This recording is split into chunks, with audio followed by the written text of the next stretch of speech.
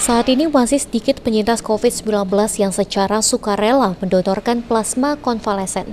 Untuk itu, PMI Kota Palembang terus berupaya melakukan sosialisasi, mengajak penyintas bersedia donor, membantu pengobatan masyarakat yang positif terinfeksi virus COVID-19.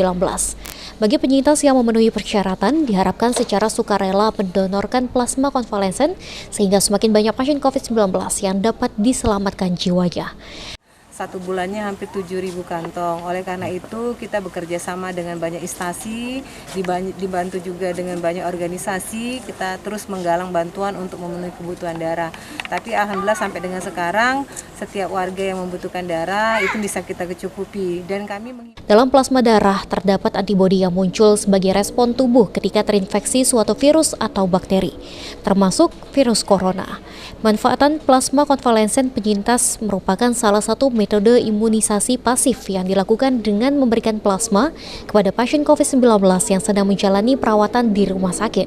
Untuk menjadi pendonor plasma konvalesen, penyintas yang sudah sembuh dari COVID-19 dinyatakan sehat dan bebas gejala selama 14 hari setelah sembuh. Memperlihatkan hasil tes usap PCR negatif, dapat menghubungi petugas unit donor darah PMI. Aprianto, PAL TV.